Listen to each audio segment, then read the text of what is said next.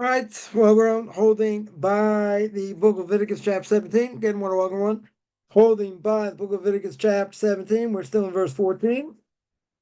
And I think we spoke last week about being spiritually cut off and what that means.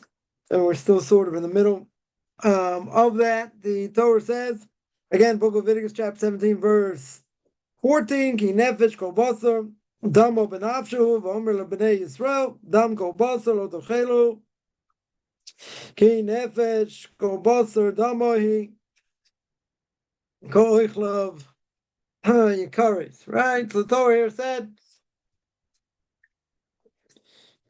said, for the life of all flesh, blood expiates for the soul. Therefore I said unto the children of Israel, you shall not eat blood of any flesh, for the life of all the flesh is the blood. Whoever eats it shall be cut off. So we explained before what it means. Blood represents life, and that life depends on the blood, and the soul's on the blood, right? And why we need to mention this verse. We mentioned this verse before, right? Similarly, we said a similar thing, right? As we mentioned, as we mentioned before.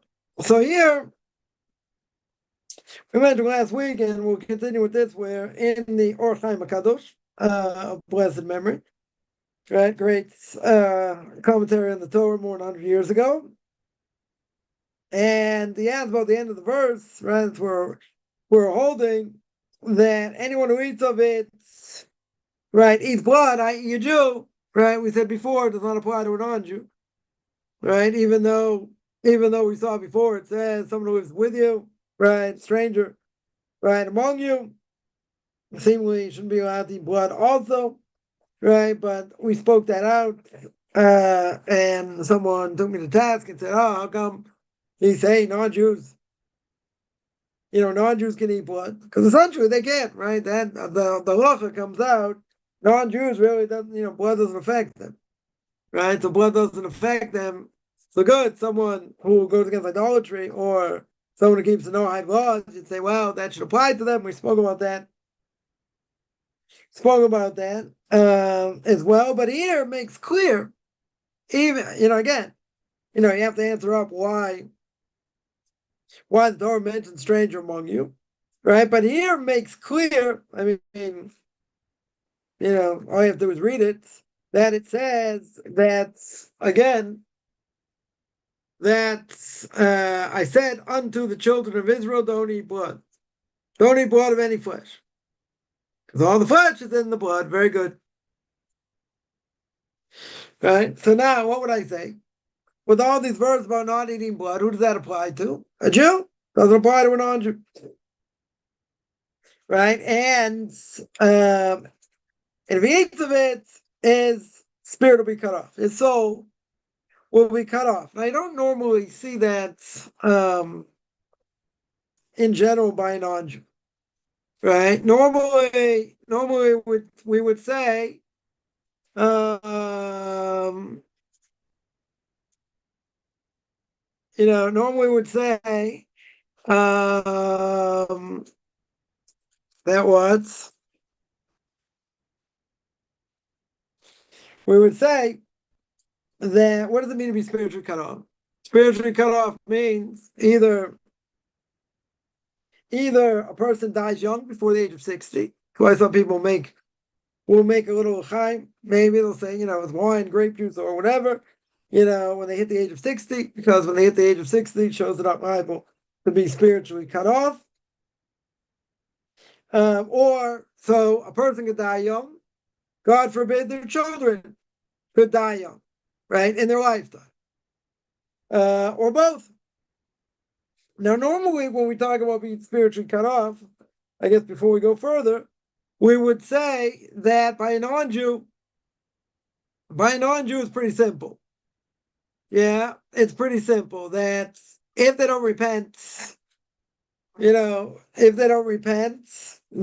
they have no portion of the world to come.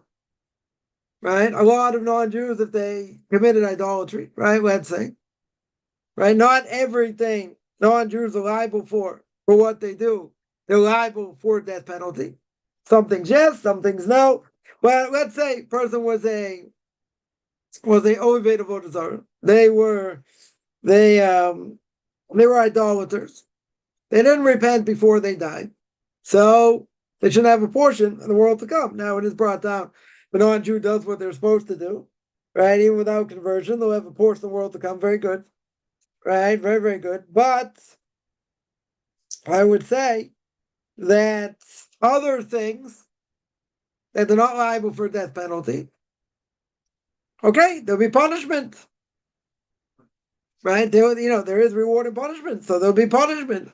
Now that doesn't mean they won't have a portion of the world to come, right? They may suffer in the next world, but they could have a portion of the world to come.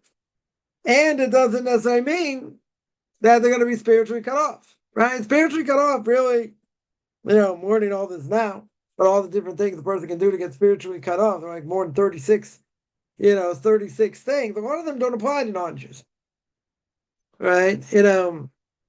Eating matzah on Passover, eating any leavened product on Passover, right? Chametz on Passover doesn't apply to a non-Jew, right? There's a whole list. A lot of these things wouldn't necessarily apply to a non-Jew. So when we talk about being spiritually cut off, in general, doesn't mean there's no punishment for a non-Jew, right? Does not mean that. They could be severely punished. They could be wiped out. I mean, they could not have a portion of the world to come, right? But obviously not everything they transgress would apply that they would get death penalty, right? That they would get, not just death penalty, but they get spiritually cut off. So in any case, the Torah says that I said unto the children of Israel, if you eat any blood, any flesh of the blood, life of the flesh is in the blood, if you eat it, you'll be cut off. Now, seemingly, that's talking about a Jew, not a non-Jew, right? That a Jew will be spiritually cut off, and being spiritually cut off doesn't necessarily apply to a non-Jew. Anyway, now, comes along the Or Chaim HaKadosh over here. What did we say last week? So it says at the end of the verse, "Kol oichlav yikaris." So he says the word ochlav, right? Anyone who eats of it. That's how we translate it, meaning plural, right? That's a plural language. Will be spiritually cut off. Yikaris, right? A little bit of grammar here. Yikaris means he will be spiritually cut off. Right? He will spiritually be cut off. What's the problem? If we're all grammarians, we throw this part out. It's either you're telling me that if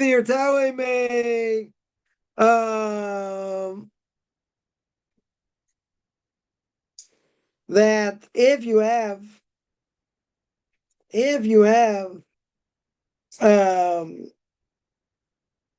the word ochlov is plural. The word yikare is the singular. So I got a problem here grammatically. Right? That I got one thing is talking about a lot of people, and one thing is talking about an individual. So he says, what's going on here? And this sort of we harped on last week, right? And that is like this. That he says that what happens when the soul goes in the body? Yeah. So really, the soul is so powerful. The Ramchal says in Derech Hashem, says in the way of God, the soul is very powerful, extremely powerful. Can only shine in the spiritual world. Can't shine in this world. What happens? The soul goes in the body. What happens after the soul goes in the body? What should happen? Right? So the Ramchal there says by Adam Arishon, by the first man, if he had done what he was supposed to do, exponentially he would have got reward. His soul would have grown bigger. Basically, it would have blown off the body. Would have destroyed the body. Would have been like, a soul in this world, without a body, even though really soul has to live in a body, right, in this world. But we'll keep it relatively simple. The soul if you feed it properly, you give it what it needs, then the soul should grow, grow, grow, grow. A person should be more of a spiritual being than physical. Now, it doesn't mean you're not going to have physical attributes. Doesn't mean you're not going to do physical things, right? But he says, so what happens? So the soul is so powerful, the Ramchal says, what should really happen? Soul goes in the body. The soul should explode the body. That's what should happen. The soul should explode the body. Now, that doesn't happen because the soul itself gets trapped. Now, if the soul gets trapped, it can't shine like it normally would. How can the soul shine in this world? So really, it can't. Right? There's no possible way for it to shine like it normally would. So how could it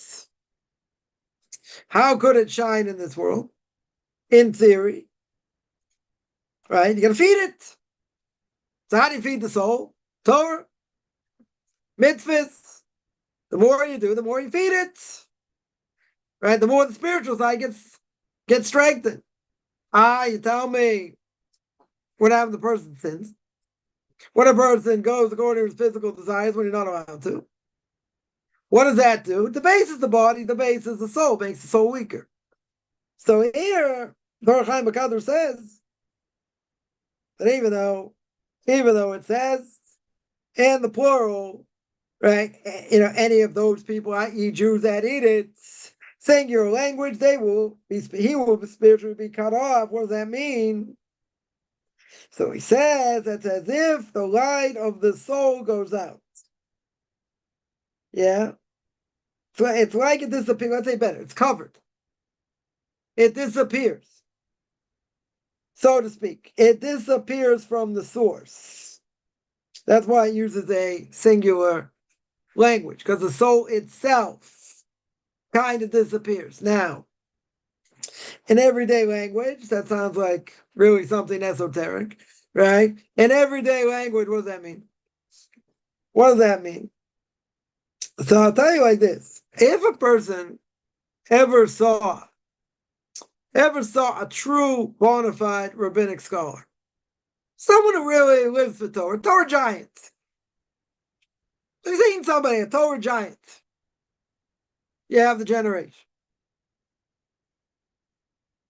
They have a certain glow, certain countenance, what we call chen in Hebrew, a certain countenance. Right? They have a certain glow. Now, I've been around such great people, so what makes them glow? The Torah that they learned. Hours upon hours. The mussar that they learn. The fact that they're working on themselves. Spiritual terms. So, the more a person does that and works hard in that realm, stronger spiritually they become.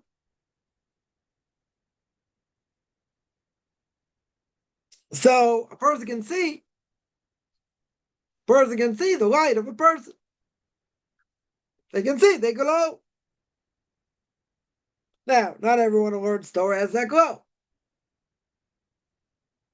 No matter how passionate they are, not everyone, merits that. Okay.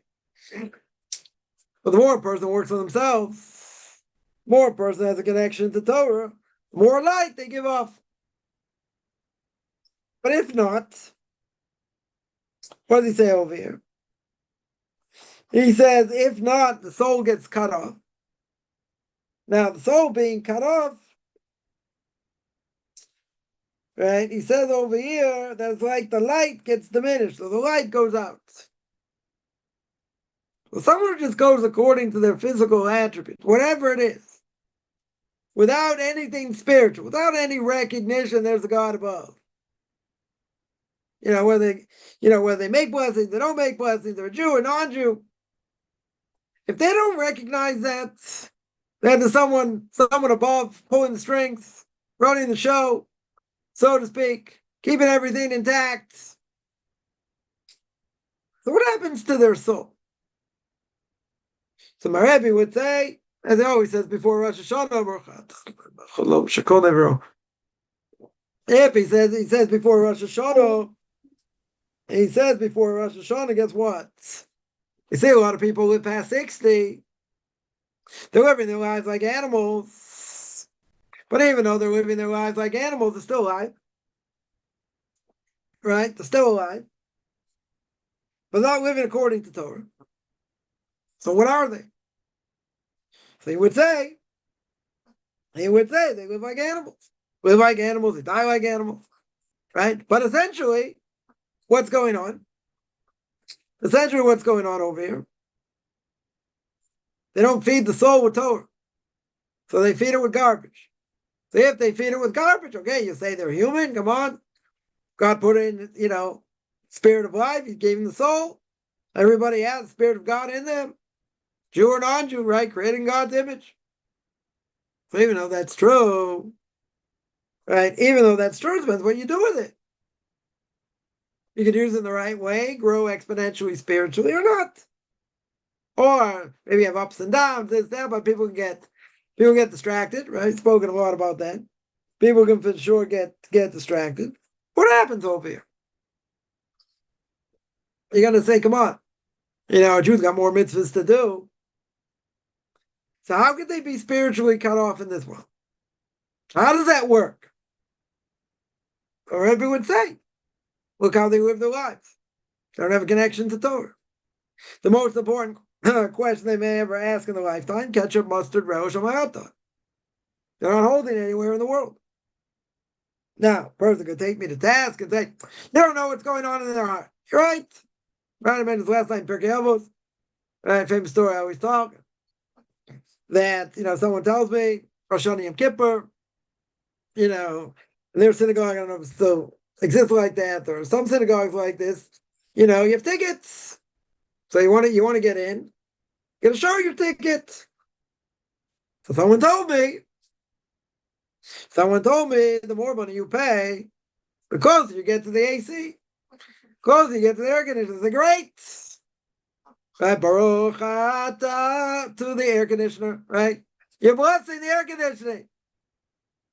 They're like, you're very cynical. I said, I know. But you just told me the more money you pay, the closer you get to the AC. So aren't you there just for the AC? Well, it sounds like. Now, somebody would say, come on. At least they came to synagogue. True. A lot of Jews don't go to synagogue Rosh Hashanah Yom Kippur. A lot do, but a lot don't. Certainly a younger generation. So you'll say, okay, at least they're there. Okay, maybe it's worth something. Maybe we could debate this, but maybe. But I would say,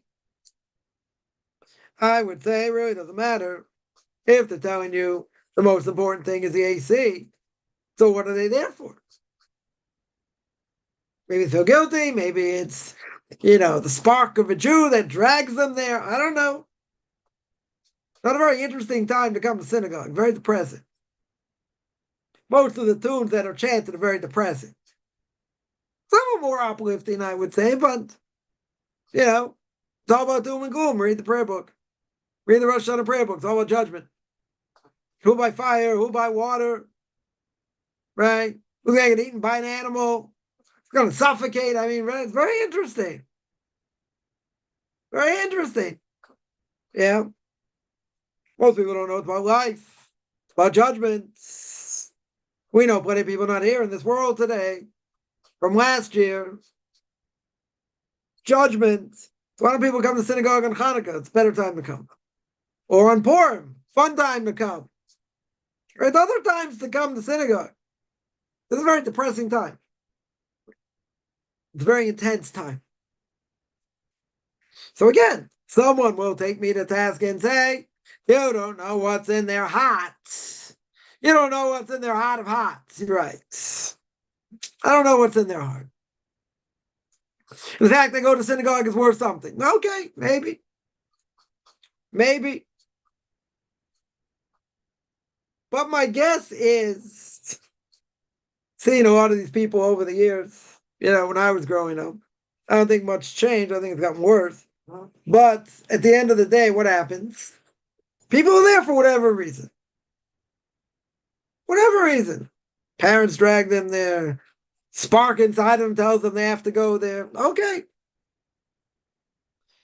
But this is the single greatest court case of a person's life. This is the only time you want your file opened. Because you got 2 days of Rosh Hashanah everywhere in the world. 2 days of Rosh Hashanah, what do I have? First day, right? Sorry, both days. One day I have judgment of the person, of the individual. The other day is judgment of the world in general. Everybody gets judged. Right? It's kind of like, walking single file in front of God. God opens up your file. For the Arizal, Revised Glory, blessed memory, major commentary in Kabbalah, read the Zohar. Revised Glory said, why would a person cry in Rosh Hashanah? What would bring him to tears on Rosh Hashanah? So it could be, says Revised Glory, you know what it could be? The person feels their soul being judged. And there's dread, there's fear. They feel it. I don't necessarily know what that feeling is, but, sometimes tears start to flow. You be the nice tune, whatever. It just, a person's caught up in the emotion. But he's saying the soul feels it. The soul feels it. It's kind of like there are many stories, many stories that Israeli soldiers, after they do basic training, what do? They have a whole thing at the Western Wall, right? They have a ceremony. That's what I was thinking of. That was the word, a ceremony. They have whatever ceremony at the Western Wall. There are stories of many soldiers. I mean, they're young.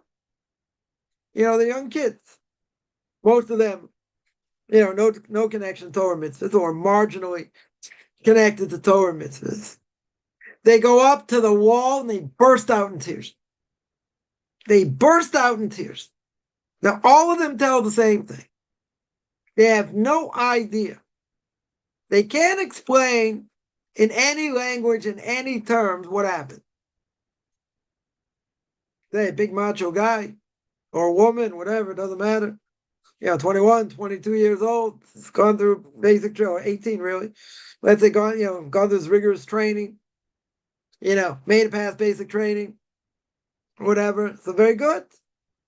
Yeah. Tell me this wall doesn't really mean anything to them. They have no connection to. They're gonna burst out in tears. What are you, a wuss? We would say in Boston, what are you, a wimp? What are you, all emotional? You're all emotional? Come on. Get over it. What are you so emotional about? Do you even know what the Western Wall represents? You didn't even know what it is. They don't have a clue. They don't have a clue. Most of them. So what's going on? Each one says the exact same thing. They're overcome by emotion. They're overcome by emotion. Where does the emotion come from? There's been climbing mountains, crawling through dirt, and all these other things, running miles, miles upon miles. What are they crying about? Where's the emotion? They don't, anything what goes on with the Western Wall, what it is, what it represented. They don't know. They don't have a clue.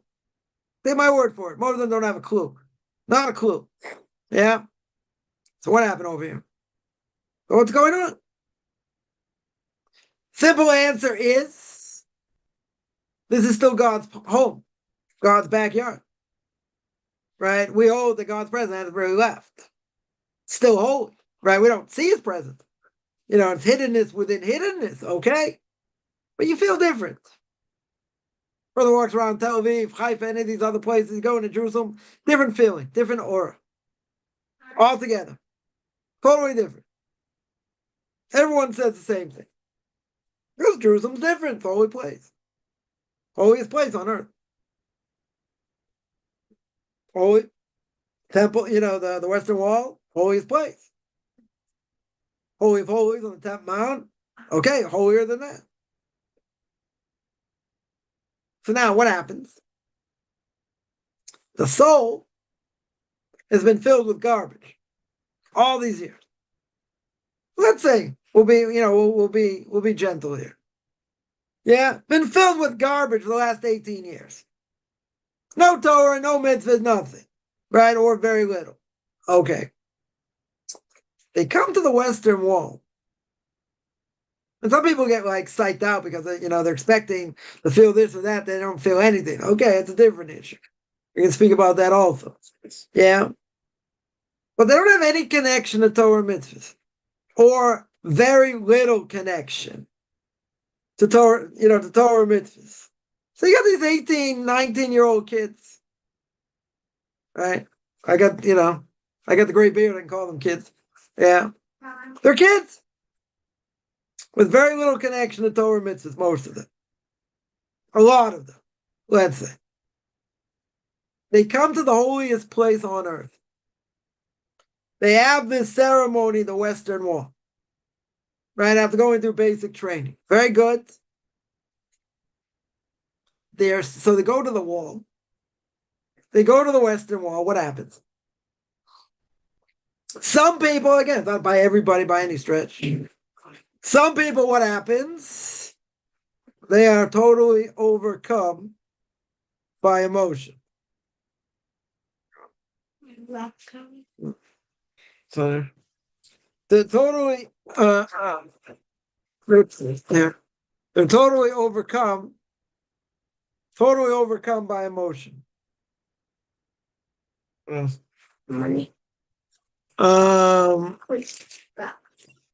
Oops, 1 second here. All right, they're totally overcome by emotion. Why are they overcome by emotion?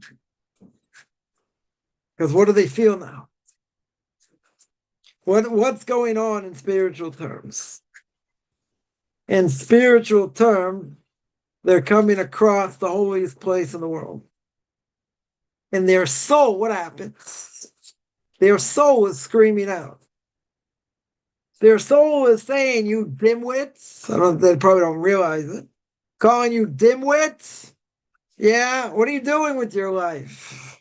Don't you know there's a God in the world? Don't you know what the Torah is? Don't you know all these things? Your soul's being wasted, totally being wasted. Look at what's going on.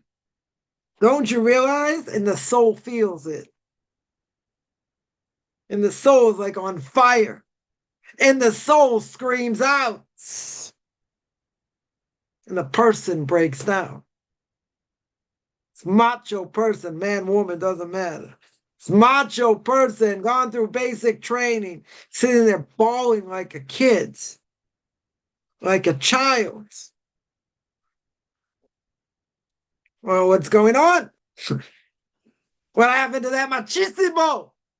What happened? What happened to all their strength, power, their mind, power, their hands? Because the soul's knocking them upside the head. Because the soul is saying, you dimwits! What are you wasting your life for? What are you living for? What are you doing? And the person bursts out in tears. Because the soul feels it. The person doesn't feel it. They don't know what it is. They don't know what the feeling is. So comes along Rav Isaac Lurie and he says on Rosh Hashanah, right? On Rosh Hashanah, what can bring a person to tears? So you can say fear of judgment. Right? One of the great rabbis of Talmud says, before he died, he was in tears. Students asked him, what are you crying about? So he said, if I was going to a mortal king, no big deal. Probably bribe him. Get away with certain things. Then I wouldn't be so much in fear. The mortal king has a certain level of power, but not God. Were I to go in front of a mortal king, okay, certain level of fear. If he was a real king. But if I'm going in front of the King of Kings, I don't know what it's going to be. No idea what's going to be. What's my end going to be?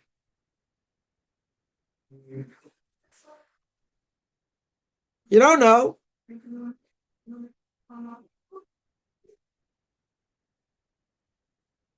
Here I'm going in front of the King of Kings.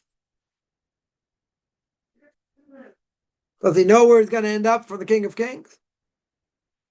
Say, come on. He's so righteous. Right? He's so righteous. What's going to happen? Why do you think he's going to get judged so harshly? Look what he's done in his life. You don't know. Nobody knows. Somebody that great, minor slip up. Could be a lot of punishment. I gotta say, someone at that status, sure. Nobody knows. Nobody knows. The power of what we do, we don't know what the repercussions are. So he said, if I was going in front of a mortal king, flesh and blood wouldn't be so worried. Be worried, but not to that extent. Going in front of the King of Kings, what to fear? You don't know what it's going to be. Every last thing you thought, you said, being recorded. Just like we're recording now. Just when you thought it was safe to read National Geographic in the bathroom, well, think again. Your thoughts, your actions. So it's a good thing. You only judge what you're holding right now. You know, what you did last year, whatever. Not about future potential. So it's a scary proposition. Nobody knows. Nobody can be certain where they're going, what's going to be.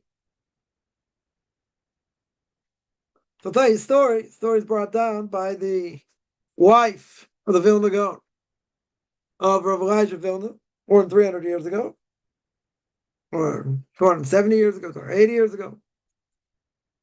So his wife made a deal with a friend of hers. Whoever dies first has to come back and say what's going on in heaven. Say, like, well, you know, what is it like in heaven? You know, what is it like in the next world?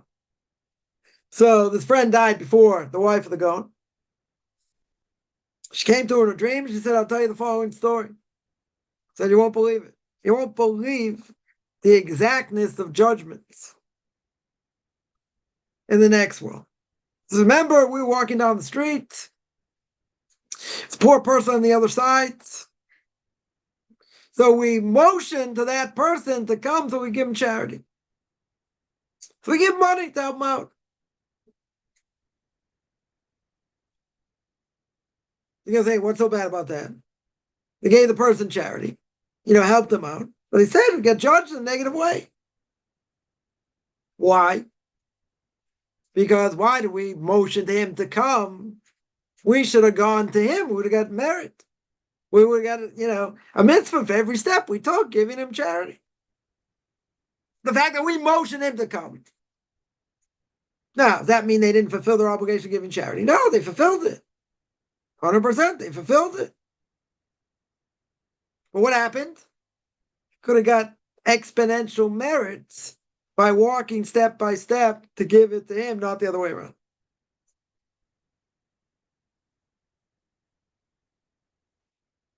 So you think, come on.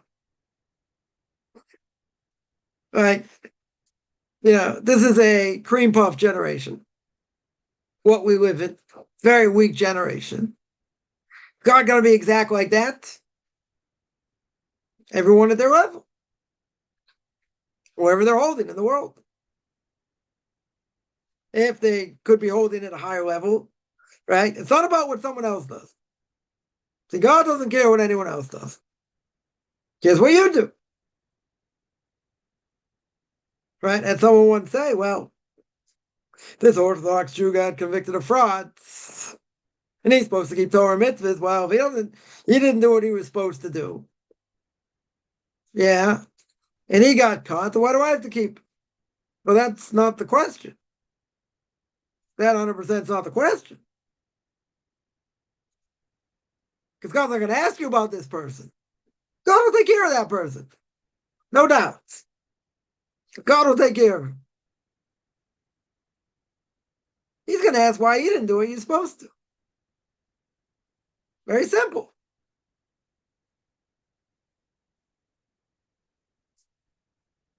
He's going to ask you about your own potential, not someone else's. God will judge that person. Take care of them. However he judges them. Okay. But what's the bottom line? We're going to answer for ourselves. And there are plenty of people out there that'll say, wow, this person did this and that person did that. Okay, so maybe people do the wrong thing. Maybe a lot of people do the wrong thing. Yeah. Plenty of Orthodox Jews don't do the right thing. They should. Do a lot of good also. Yeah. They can do wrong things. Okay. Now, some would say, well, that person wronged me. Could be. Could very well be. See, the question is, when things happen, how do we view it? Now, doesn't God put people in our path for different reasons? We may not understand why, or how, or whatever. But is that person there to get to you? Cove the Bible says, using them like a stick. Got free will, got free choice, good. Here's the fundamental question. Somebody does something wrong. Yeah, it's part of a panel discussion many years ago at a Kiruv conference when I was in the States. And so we had a panel discussion right among four of us. And the question was, see, an Orthodox Jew gets caught doing something. Yeah, all over the papers, let's say. Good. Yeah, that it's in the papers. Person caught, guilty. Let's just say guilty. Right? What's the reaction? So here you're talking to a whole bunch of secular Jews. Right? So we all agreed, basically, you condemn the action, not the person. Yeah. So I had the misfortune speaking third. So I had planned what I was going to say. And I realized first two people who spoke took every last thing I was going to say. So I'm like, what in the world am I going to say now? They just took everything I was going to say. Right? So I always have to have like a backup for the backup or whatever. So when we got up to speak, so again, harped on the same theme, just said a little bit different term. Right? But I harped on the same, on that theme, but I said it like this.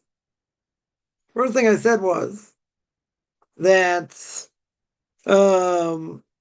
if there's a story that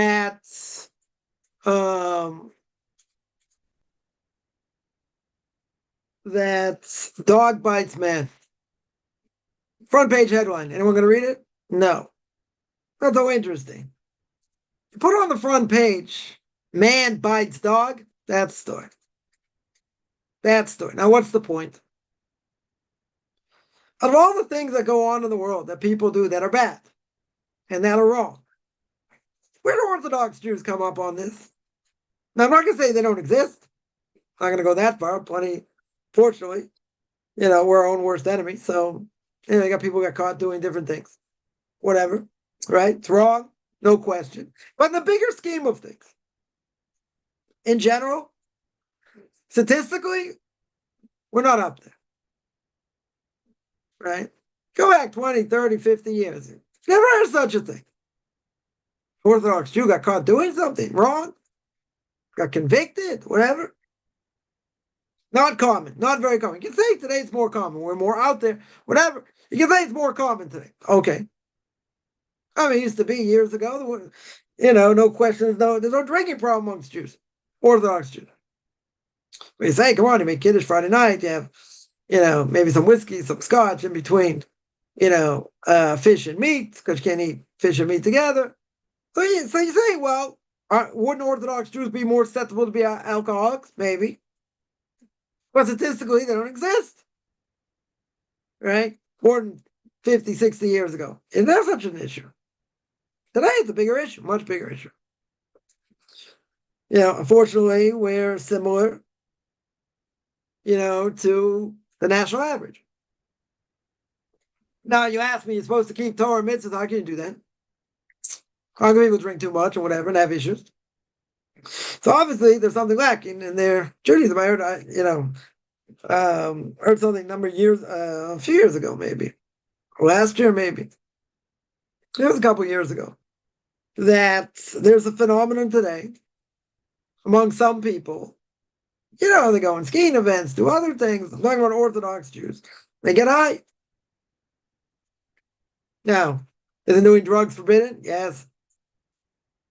So you say there's some better than than others. Okay, very good. Still forbidden. Still not good for your body. You say alcohol is worse. Okay. Right. More people say drunk driving than if they were high and they killed somebody or whatever. True. Probably exponentially it's true. Yeah. But the mind-boggling thing, think about it. If people sitting and learning. Sitting and learning. They need to chill. That's what they do. So what's behind that? I mean, here I never heard of such a thing. Maybe hang out in the wrong places. Okay. But different communities I've been. The only people, doing that are people obviously less religious. Much less religious. They're not learning full time. Maybe there's such a thing. In the States, the problem. It's becoming a bigger problem. So what's going on? What's simple explanation? Simple explanation is, person needs to chill. You want to relax. Okay. So there are things that are, worse to relax by or better to relax by. Well, it's a mind-boggling thing. You think about it. Ultra-Orthodox Jews, I'm talking about people learning full-time. I'm talking about people who work. And they have against, people who work. Most people have to work, so okay. Learning full-time is a hard thing. Certainly financially. But okay. Someone sitting, supposed to be growing spiritually, holding up the world, this and that, is what they do in their spare time. Again, if they want to go skiing, go with their buddies, this, okay. Or take a little bit of time off. I don't know.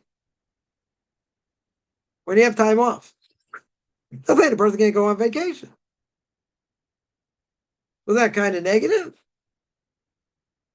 How can they not internalize the message? No, I need to chill. I don't know. So we're gonna have to answer. Right? Person's gonna have to answer, but remember, what's the point here? What other people do shouldn't matter. Now, obviously, someone's abused or psychologically abused. Okay. These are different issues. These are, traumatic issues. So you think what I say with a grain of salt on that. Person needs therapy. There's therapy, okay? I'm not saying Torah's going to will it and person can get over it. No. Might help in some ways. Right? But in general, it's a horrific thing. But when you hear something like this, and a person would say, come on, if these are supposed to be the cream of the crop and maybe the leaders of the next generation, what's going on? Right? What's going on?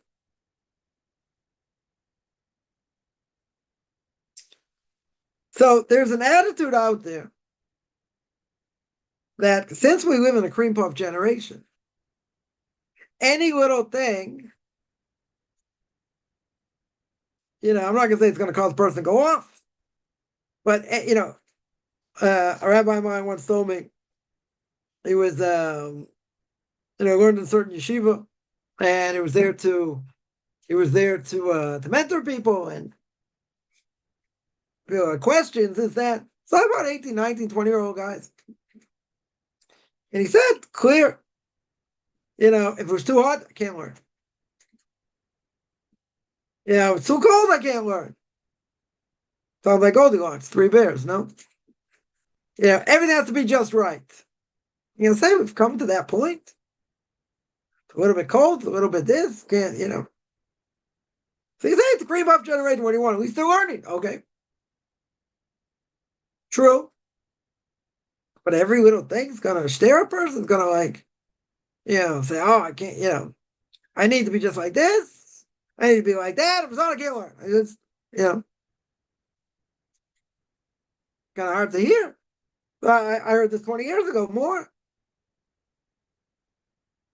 I'm not saying across the board, depends who and what, and whatever. What's the point? In general, what other people do, what does it have to do with your Yiddishkeit? What does it have to do with your Judaism? Or being an Ohide or wherever a person's going to be? So a person will say, come on, what this person did.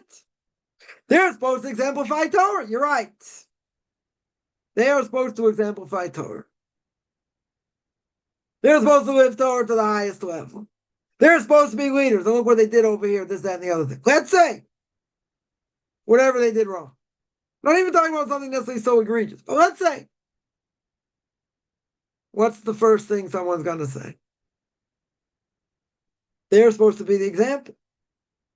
They're supposed to be the cream of the crop. What in the world's going on over here? But what's the answer? What's the answer? Person will say, I'm affected by what they did. Why are you affected? You gotta do what you need to do. What they do, they do. But people say this all the time. I saw this person do this and do that. If that's what Judaism is. There are people that have, I've seen many times. Many, many times. They have a bad experience. Rabbi blew them off. Didn't get back to them. Said something in front of others against them. Whatever. Any of these bad experiences. Whatever they may be. So what does the person do? So a person can say, well, they're supposed to be in a position of leadership. Look what they did over here.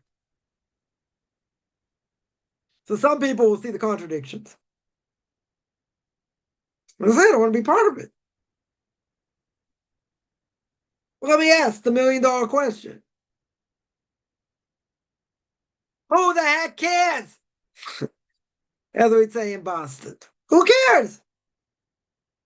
What they're doing is wrong, let's say. Across the board, wrong. But aren't they in a leadership position? Yes. Aren't they causing problems? Yes. Okay, has to be dealt with somehow. But if it's not something egregious that affects the person, someone will say, but they should know better. They should be doing this or doing that or doing that. You're right. But what does that have to do with their own personal connection to God? If you're telling me you're in synagogue, people are talking, when they should be praying, right? And, who knows what. Okay. People have to be shushed, and try and pray, in another corner somewhere where you're not surrounded by that or whatever. Yeah, that's a problem. That's a problem. I agree. 100%. That's a problem. That's causing you damage. Okay. So then you gotta try and do something about it. Good. But if it's not something that's causing you directly damage, what does that have to do with your Judaism? What does that have to do if you're not affected necessarily by it? Just because someone did something wrong, right? Again, I'm not going to say it's egregious here, but someone's doing something wrong, even though they're obligated according to the Torah to keep Torah mitzvahs, very good, right? They're going to be obligated. So a person could say, well, they misused their power. Oh, that happens, right? That happens. So that affects people in different ways.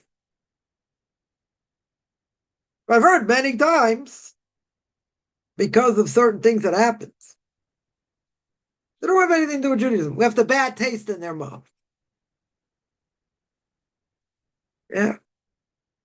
Well, some people say, okay, I've had it.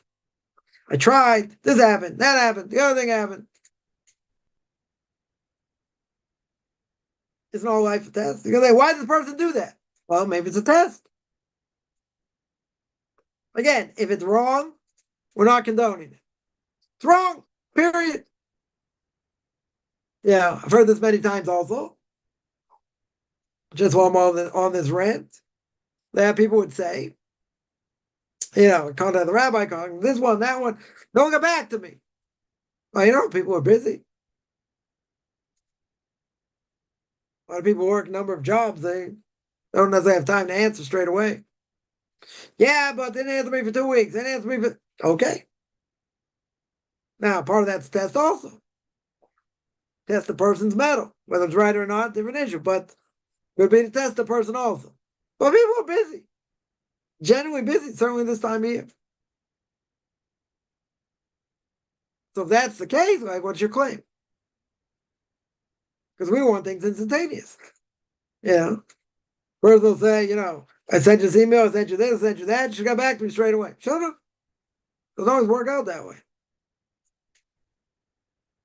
Does a person deserve an answer? Yes. A person can say, come on, I've had this negative experience or negative experiences. So why bother? It happens a lot. So I always tell people we don't mix up Jews and Judaism. Just because people do certain things doesn't mean it's right. 100% doesn't mean it's right. Our egos get hurt. Our feelings get hurt. We expect to be helped. We expect other things. There are things, look at self-sacrifice. Look what I'm doing. I'm doing more than most Jews. Don't I deserve a phone call back? Yes, you do. Do I deserve an email back? Yes. Well, why can't they get back to me? Maybe they're busy. Maybe, I don't know, it could be other things. Who knows? Maybe they're going through a difficult time. Who knows what? We're not so quick to give the benefit of the doubt. Say, oh, because I'm a non-Jew, they're going to treat me like dirt, and it's going to take them time, and they'll play around, and this and that. Maybe. But a person's in for the long haul. If they're in for the long haul, okay. It's to be expected sometimes. The person has to realize not everything people do is right. People aren't perfect. So you say, I understand that, but aren't people held to a higher standard? Sure. A lot of people are held to a higher standard. They should be. But again, people will say, well, I was mistreated. I was mishandled, so to speak. Not in physical terms. Yeah. Well, what's the bottom line? What's the bottom line? People get offended.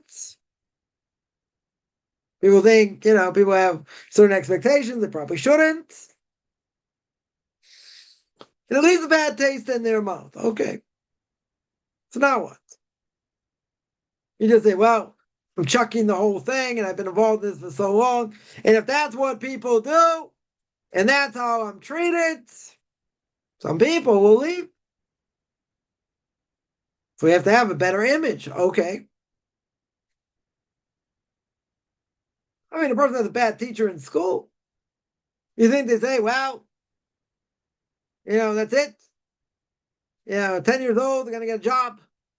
Going to go work. No, you say you had a bad teacher. You move on. If you need therapy, I don't know, you move on.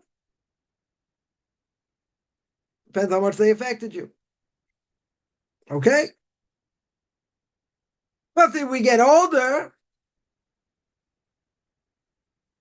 our egos are just as fragile. We want everyone to roll the red carpet. We want everyone to hold our hand. Doesn't work that way. First, an introvert in this process ain't going to get very far. You got to be more proactive. Now, there could be, just on this topic, there could be a lot of things you don't like to see. Yeah? There are things you don't like to see. Anyone ever been to a kiddush? You go to a kiddush, what do you see? What do you witness? How people eat. I remember when I was looking at different yeshivas, someone told me, they said, before you look at how they learn and what they do, first you have to eat with them. If you can eat with them, then you can learn with them. They're going to say, what does that mean? Manners. The people have manners. I remember I was at a kiddush a while ago. So, what do they have at a kiddush? They have rugelach, they have cakes, they have other things. They have kugel, right? Yerushalmi kugel. Right? Yerushalmi kugel. So, you're not normally going to manhandle it with your hands, usually. You take it with a fork, whatever. You're not necessarily going to take it with your hands. So, I sitting at the table. Kugel came out. Other things came out. There weren't any plates. Or weren't any forks. Let's say better. There were plates. We didn't get any forks yet. Yeah. They can't make this up. People just reach in and grab. I don't know where their hands have been. Who knows where their hands have been? You haven't seen food in like 6 hours, 8 hours. Like you're starving. Yeah. It's like I always say, if you don't see things, you wouldn't believe it. You're like, come on, someone really do that? So again, we're our own worst enemy. If you see how people eat, you can say, come on, this person's like a slob. He's like a grub. Yeah. Happens to the best of us. So what happened to manners? What happened to manners? People say, well, isn't that obvious? There's what to be said for this. There is what to be said for this. You want to be impeccable. You want people to say, wow, what a mensch. What a person who learns Torah. Look how they act. Look how humble they are. Look how they eat in a modest way, whatever. I see people grabbing. They never had a meal before. They've been starving for days. Came out of the desert. They're like starving. Forget about what kids do. Kids is a whole different thing. Talk about adults. Yeah, I'm not gonna say everybody, obviously. But then sometimes you see what people do. You see how they eat, so to speak. It can be nauseating. 100%, it can be nauseating. What is someone going to say? Come on, if that's what Judaism is, I don't want a part of it because there's some people who eat like grubs. A person could say that. They're like, where are your manners? They're just going to look at you. What do you mean? What's the problem? What's the problem? Oh, cleanliness. I'm not so much into necessarily the externals, per se. I remember, I was in a certain place. Someone, whatever, teacher wasn't there. Someone came to give this class. Yeah, the person might have been brilliant, but I'll tell you what the first thing I noticed. Shirt wasn't clean, unkempt, whatever. I won't go into detail. I couldn't listen to what the person said. Great, look at him, person look like a slob. 100% a slob. Yeah. Presentation. Again, I'm not big into externals, but you go in front of people, give a class. Yeah. You go in front of a class, how in the world can you look like a slob? Seeing people, give classes and dress in a t-shirt. Rabbi, quote unquote, dress in a t-shirt, really? You're giving a class in a t-shirt? Are you serious? I'm not saying you have to wear a tie, in a suit or whatever. You gotta look presentable. You gotta say, come on, what are you harping on? Like, what are you going on for? It's a problem.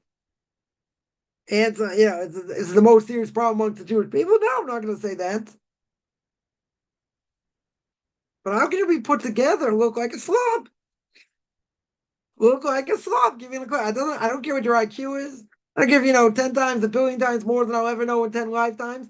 You can't present Torah looking like a slob. Sorry. You look like a slob. I'll tell you someone this is Friday night. It's coming over from synagogue. I'll tell you someone this story. Well, it wasn't shocking. Brother wasn't necessarily, shocked by it. But like, how can anyone take someone seriously when they look like a slob? Right? The Gemara says, I think it's the Gemara says, a rabbinic scholar walks outside. He's got a spot on his shirt or his pants. Chayv Misa, liable for death penalty. Death penalty! You're going to say death penalty? Seriously? Why is that so severe? Right? So we said last night, we mentioned stupid Babylonians, the Gemara says, they stand up when the Sefer Torah comes in the room. When they take the Sefer Torah, the Torah scroll out of the ark, what do? They stand up. Very good. A rabbinic scholar walks in the room, they don't stand up. The rabbinic scholar is the one who exemplifies Torah. Got an obligation to stand up for the Torah that they represent. Because the Gemara says these stupid Babylonians will stand for Sefer Torah, not for the person who represents Torah. So a person who represents Torah, right? And there were schools like this that, they taught their students to dress impeccably, make their beds in the right way. Can't look like a slob. You got to be prepared. Yeah, they were fastidious about this.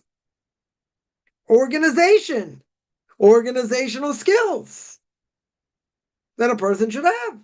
It's part of godliness, right? So someone who's supposed to represent Torah, how in the world can they go outside with a spot on their shirt? If they didn't recognize it, they didn't see it, something happened, whatever, is one thing.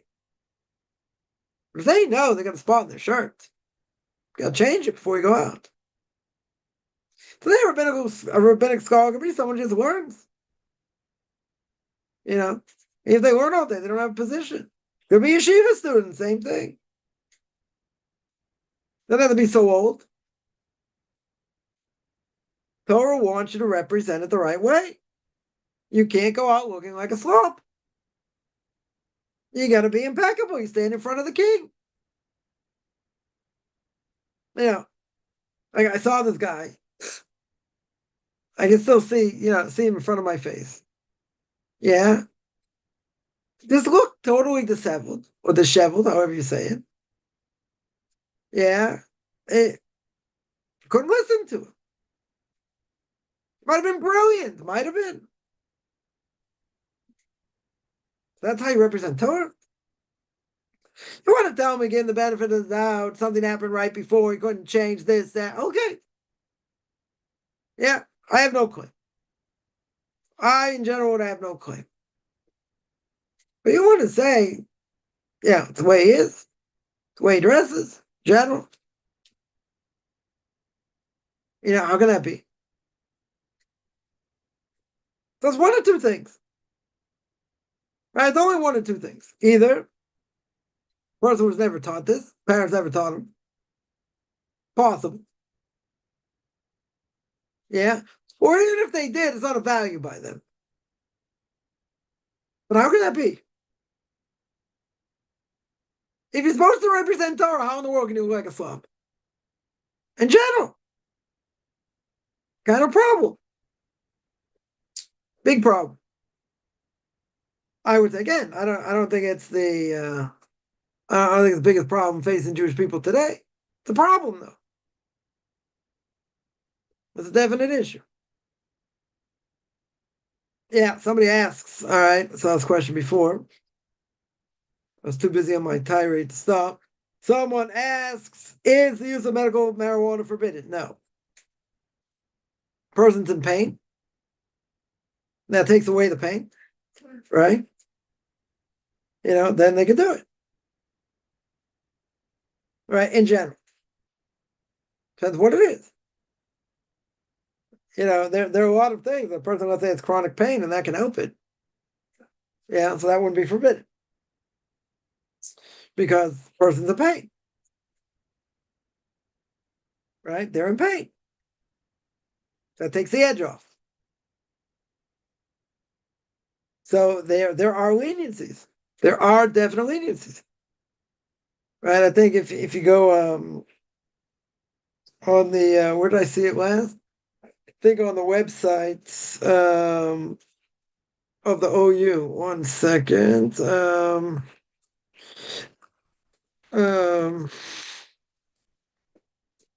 One second. Let me see.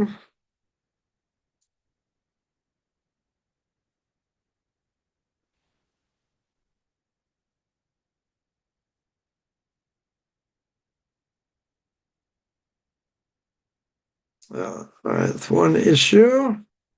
1 second.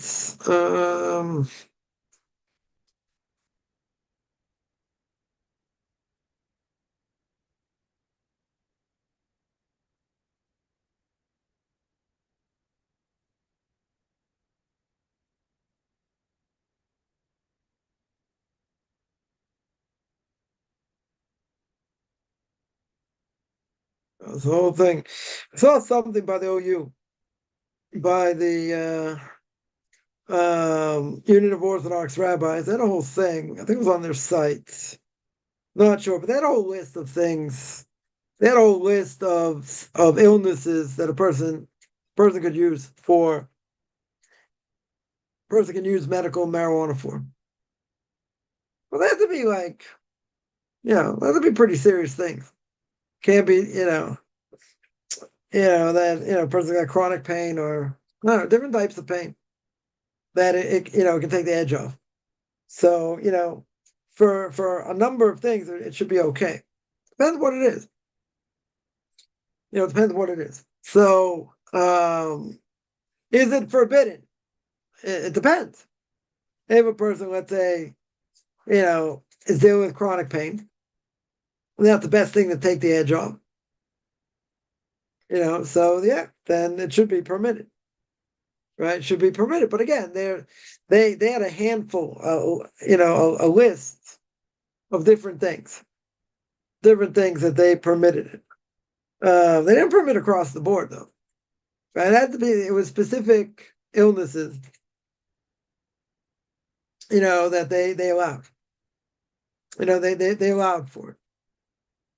So I would assume it's probably a difference of opinion on different things, right? On what the illness may be, right?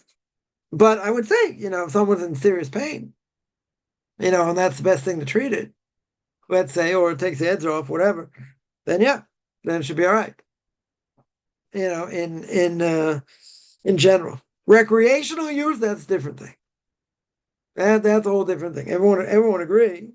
Person uses it, would use it too much, besides destroying brain cells, among other things, makes a person very lethargic, makes them not want to do things, so to speak. Right? There's a lot of negative effects. I remember I spoke about this a while ago. few years ago, and people made the claim, I did some research, which was true, that alcohol abuse is worse, a lot worse. It's worse, right? A lot more problems from it. We said before, when it comes to, say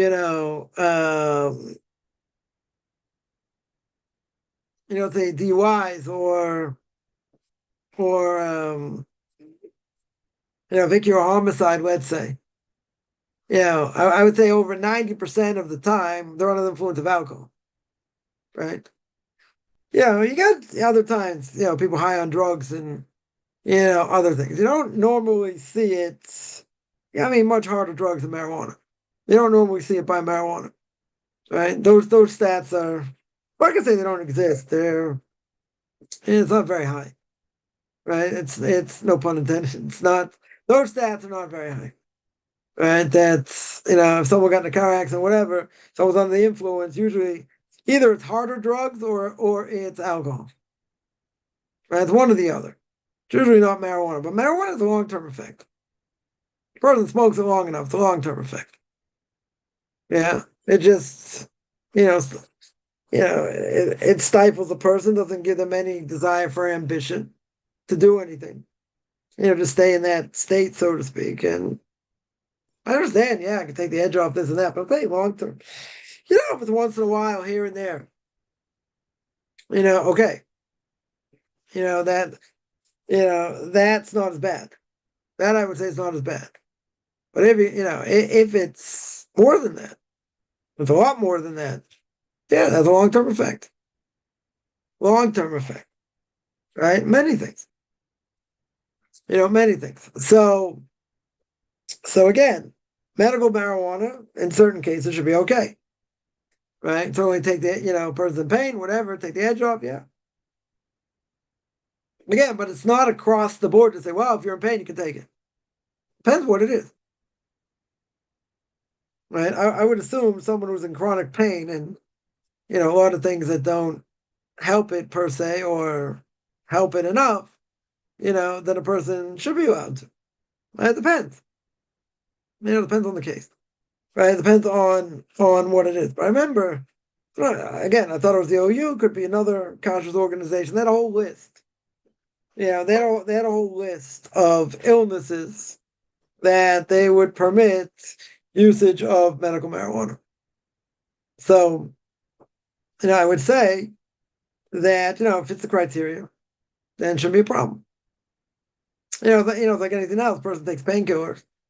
What's the potential effect? The potential effect is addiction, right? It's the same, medical marijuana is less, I don't think it's as potent as far as I understand, right? So it could be addictive also, but I think there are other things more addictive, more, it depends on the level of pain also, it depends what the person's gone through.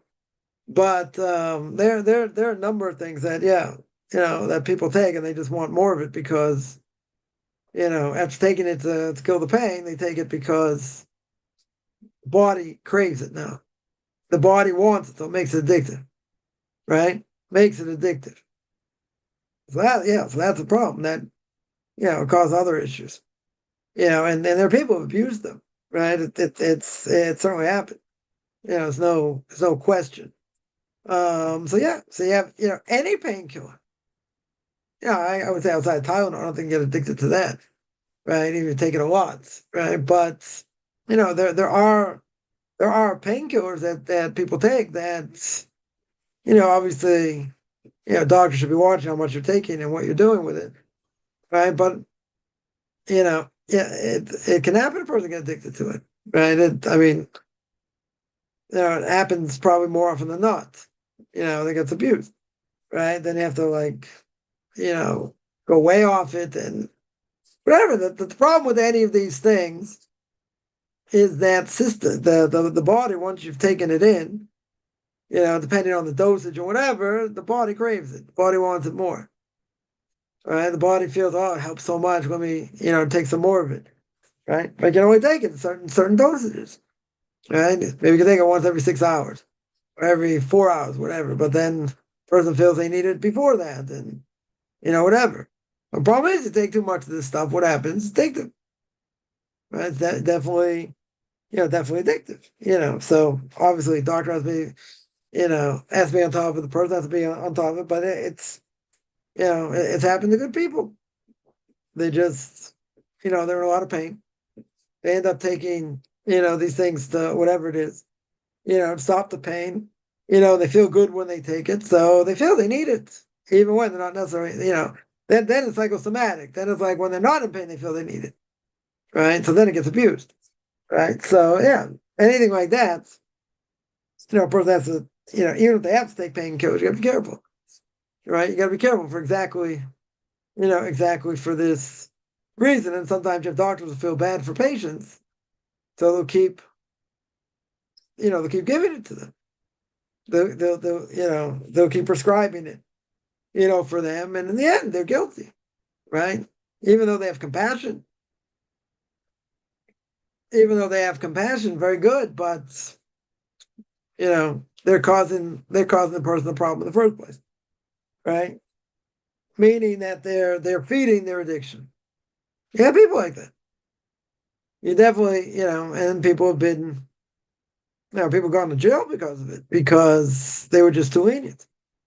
They were just, too lenient. That's what it can lead to. It's a short it can lead to. Someone asked, ArtScroll is a monthly membership for digital copies of books. That's something I would recommend. Ooh. It depends. It depends. Probably cheaper in the long run, right? Because if you could download a lot of books for a certain price, it's probably not a bad thing, right? Why would I say it's not a bad thing? Because let's say you're paying, I don't know, $10 a month and you can download 5, 6 books. Well, you do the math. Each book is, let's say, could be 15, $20. So for $100, you're getting, you're paying 10, right? The only thing is you don't have it in your hand. It's digital. Okay. Well, plenty of people look at, digital things. Problem is you can't do that on Shabbos if you're a Jew. So I would say the plan is probably better. Financially, it probably makes more sense, right, to do that, because you're gonna, you- you're gonna, you know, you're gonna want to read these. Okay. So again, in the long run, it's probably cheaper doing it that way, but you don't have the physical thing in your hand. So you can say it doesn't matter. I got it on, got it on my phone, got it on my computer. Okay. Yeah, but it's not gonna help you on Shabbos, right? Because again, you'll save more money, no question, right? I mean, I haven't seen the plan, but I would assume you'll save more money. If they're gonna say, the plans, let's say, I don't know, $20 a month, and they're only gonna allow you to download one book, so then I would say you might as well just buy it. Like, what's the difference? Um, so mention just so you can afford hard copy. Okay. Again, the long run is probably cheaper. It's just you don't have it in your hand, right? So you can't use it. You won't be able to use it. We'll be able to use it on Shabbos. All right. Somebody. Oh, a lot of things there missed there. So then, so using marijuana, a good topic here. So someone here mentions recreational use, okay. Don't get drunk, don't get high, okay. But again, and question is a good thing in general? The answer is no.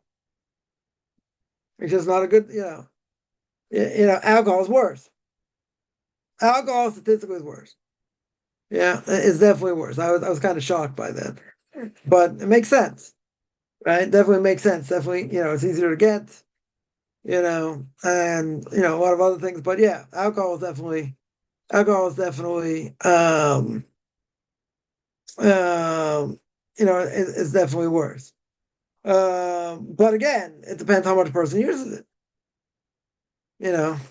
Recreational use could be 2 or 3 a day, could be one every 2 weeks. Depends. It depends how much it's used. If a person uses it too much, so yeah, it's a different issue. They use it too much, then there are going to be a lot of things that aren't going to be good. You want to tell me once in a blue moon? Okay, probably not going to have that great of an effect, right? But if a person uses it, uses it on a regular basis, it'll have it for sure. Will have a negative effect over time. Once every 2 weeks, not going to have such a big effect. Once a week, probably also won't have such a big effect. Yeah, probably won't. But the more you use it, the worse it'll be. Right? That's really the bottom line. Let me see. Someone says that medical marijuana is definitely the same as regular marijuana. All right, maybe. Maybe it has the same potency. Could be.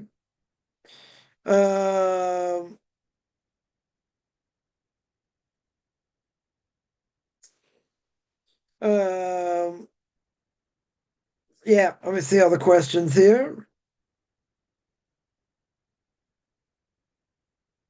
All right, so let's go back to what we were speaking about before. You got to remember, as we said, that Or Chaim over here, Or Chaim HaKadosh over here says that person being spiritually cut off means that the soul doesn't have the ability to shine. Yeah, the soul itself, I would say, in everyday language, it's like it's muffled, it's covered, it's not going to shine over here, not going to give off the lights from the source of the soul, he says. It's like it's cut off from the source. Mind-boggling statement.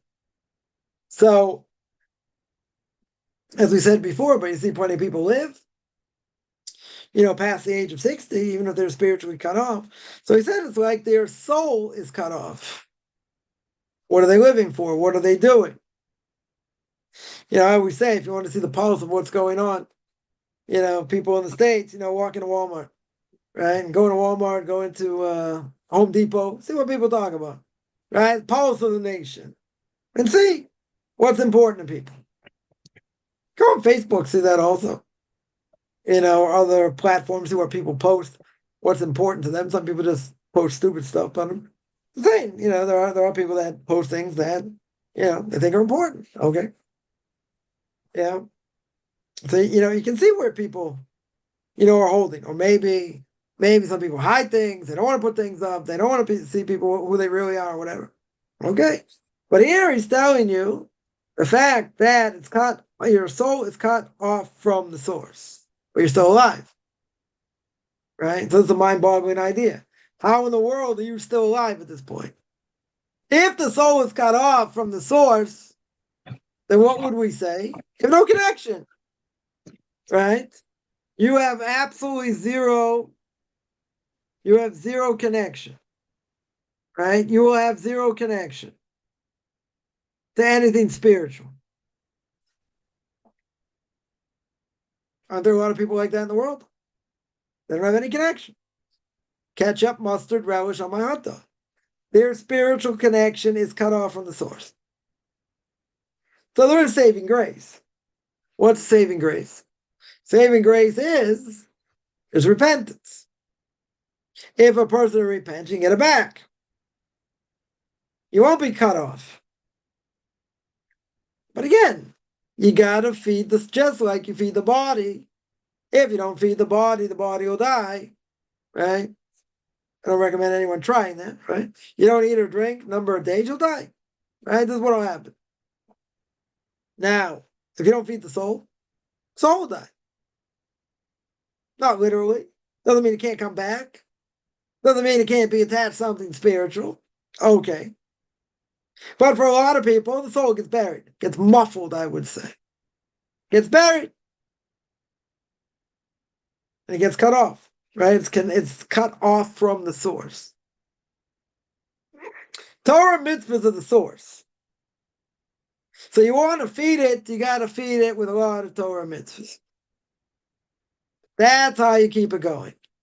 But you think, come on, we get distracted. We live in a cream puff generation. So much fun to do other things, rather than sit and listen to a class or want to change or, work on themselves. Sure, that might be true. But the more you allow yourself to detach from it, the harder it is to reconnect. Right? In other words, if a person's not growing daily, or at least trying to grow spiritually on a daily basis, it's going to happen to them. They'll atrophy. They'll be more secular than religious. That is what is going to happen. It's exactly what's going to happen. You don't have that connection. That connection will be weaker. So as we always say, it's like taking a number of steps backwards. By taking a number of steps backwards, you got to take a number of steps forward just to get to zero, not to be in the positive. So if you don't feed the soul, what's going to happen? Soul get weaker. Can't shine. It's not going to shine the same way anyway because you need the spiritual world for that. But it's in the body. So the way to keep it alive is learning, living inspired, making blessings, right? If you want to be a Jew, or if you are a Jew, right? Learning Torah. That's how you keep it strong without getting distracted, right? The question always comes up. Yeah, but it's tiring. I live in the middle of nowhere. I got to get out of Dodge, and it's very hard to do things on your own. How do you not get burnt out? What's the answer? Answers last night also, right? What's the answer? Learn what you love to learn.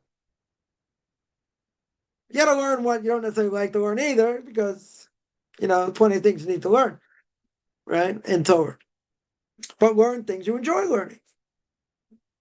Make that your main focus. Some people like picayune detail of Jewish law. Some people like Jewish philosophy. Some people like Muslim. Some people like Chumash. People like other things.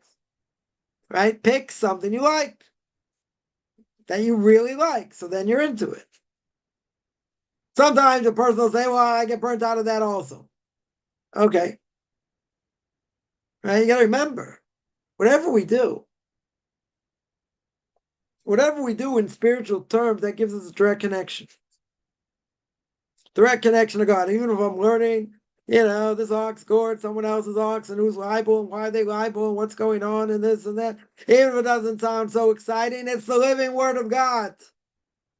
It allows me to draw close. It gives me that connection. Plenty of other things out there that, very enjoyable, a lot of fun, give me the connection. Just the opposite, takes me away. So you have to have a balance, right? But the more a person gives into their physical side, right, they get distracted in this world. What's going to happen? The spiritual side goes out the window. It's not just, I have a little bit. It goes out the window. Totally out the window. You don't have anything from it afterward. Some people say, yeah, I have a little bit. But you see how they live. See how they live their lives. They're, even if they keep Shabbos, let's say they keep Shabbos, they keep other things. Okay. But it's a much lower level. Much lower level. Because their main focus is what? It's not Torah. So I would say, pessimistically, if these people are not working on themselves at any level, they're not going to keep Torah mitzvahs after a while. At some point, they're not going to do it. Why not? The other side's too much fun. There'll be marginal Jews. If they grew up with, do a little bit here, a little bit there, whatever it is. But they're going to give it up eventually, or give up most of it. Why? Because the heart's not in it. The heart. You need the heart to be in it. The heart's not in it. But it's a grind, you'll tell me, yeah. Yeah, I went to Slichus last night, say, for Ashkenazim, we say the week before Rosh Hashanah, and they say all these penitential prayers and try and invoke God's 13 attributes, etc. Yeah, you know what? It's far to doing it all month. We do it, Ashkenazim do it a week before. We do it a week before. So the first night, most people do it after halachic midnight. Why do you do it after halachic midnight? Because that's the best time to invoke God's attributes, right? Attributes of compassion, of mercy, so to speak. So it's normally done late at night. But think about it. So start at, let's say, 12:30, 12:35, whatever it is. It can take you 45 minutes, maybe a little bit longer, at least the first night. So what time you finish? 1:20, 1:25. Time you go to sleep. Like, maybe it's 1:30, 20 to 2. And you got up and pray the next day. You got to function. Right? Some people do it early in the morning, even the first day, because throw you off. You get 3-4 hours of sleep. So you see, people are tired. Okay. This is just small preparation for what Rosh Hashanah is going to be. A person in synagogue 6-7 hours more. Not to mention, okay, you're going to eat, do other things, but the main time you're in synagogue. The main time you're going through all these prayers, all about judgment and whatever. It's intense. It's intense. It's very, it's an exhausting time. It's a special time, no question. But it's exhausting. Right? So you want to feel it. You want to be part of it. You want to, exemplify it to the best of your ability. That's the connection you have. That's the eternal connection between you and God. We don't need any intermediaries. Right? We certainly don't need any intermediaries. We can have the direct connection. Very good. Right? You can have that direct connection if you want it. But you have to want it. You have to desire it. So what do you think the evil inclination is going to do? Think the evil inclination, Mr. S, whatever you want to call him, to sit around and do nothing? And not try and entice you to do other things that are going to go against what you need to do? Make you take 5 steps backwards? Isn't all that stuff enjoyable? Sure, it's enjoyable. Right? Isn't it a lot of fun? It's a lot of fun, can be. But is that going to, you have to ask yourself the question. $1.5 million question, because I just upped the ante. What's the question? The question is this going to help me in my connection to God or not? That's the question. Is it going to draw me closer or take me further away? If it's going to take me further away, even if it's enjoyable, even if it's what other people are doing, shouldn't do it.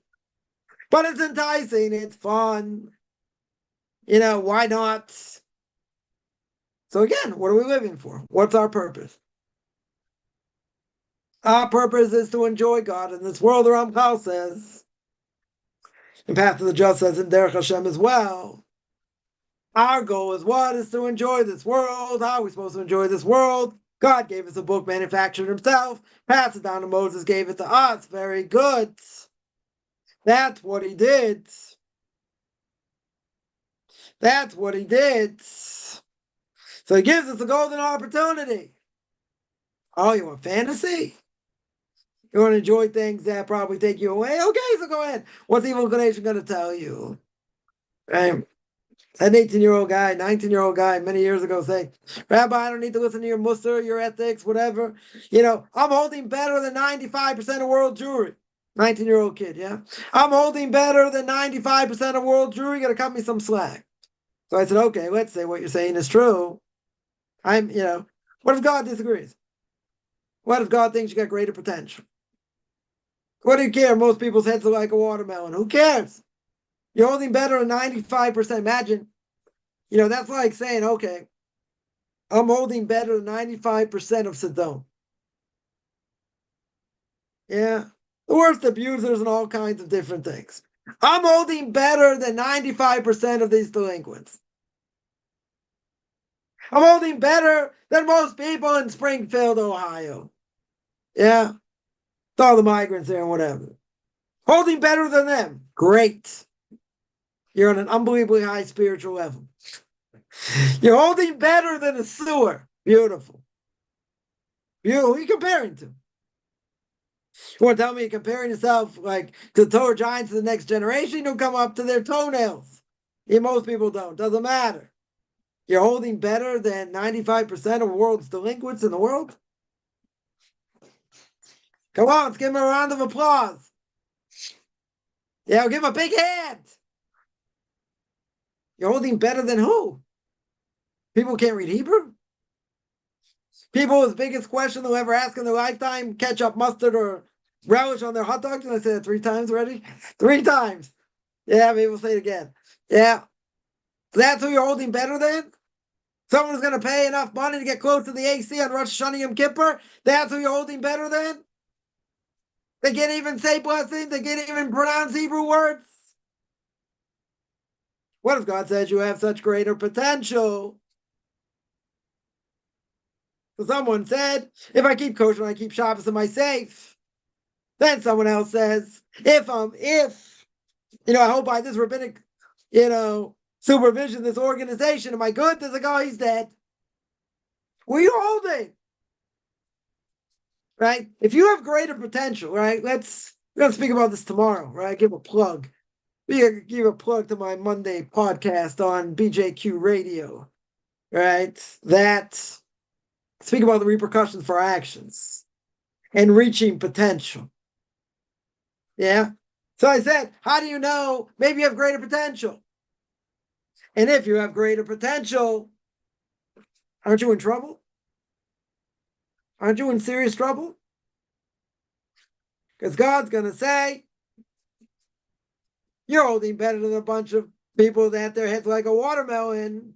God's going to say you had greater potential. And you were just lazy. And you weren't interested in using it. You want to do all kinds of other things that aren't good, in God's eyes for the sake of Torah.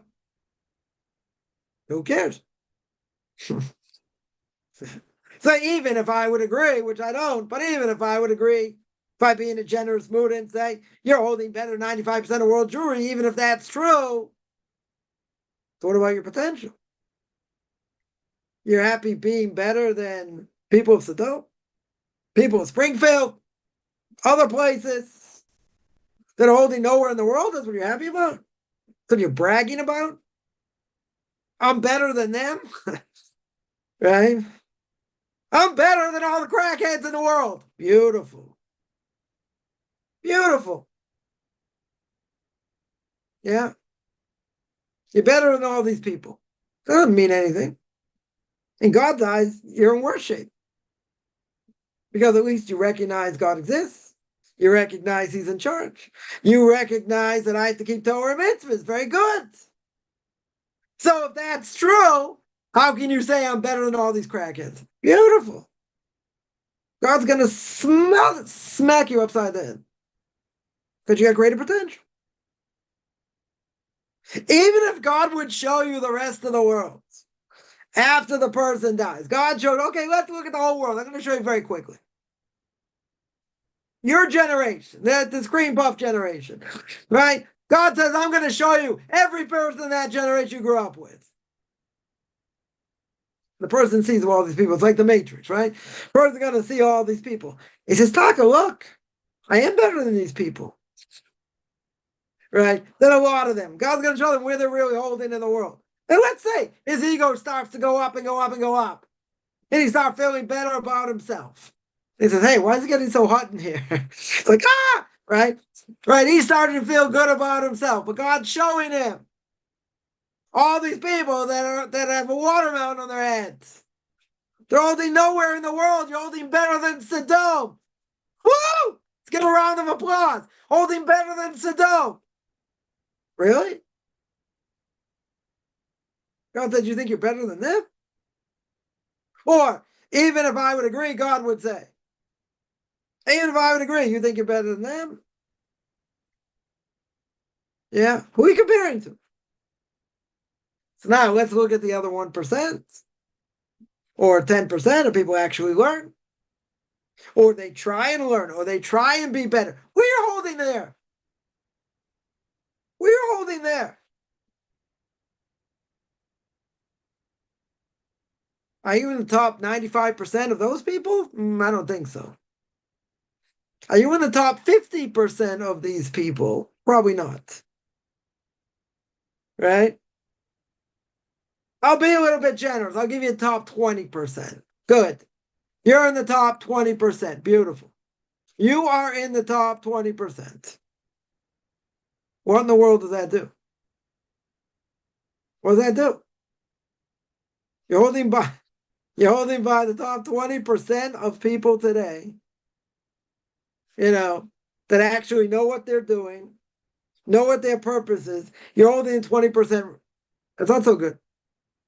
If you're telling me you're holding by 80%, 85%, you're at 9, let's say you're 90%. Yeah, okay.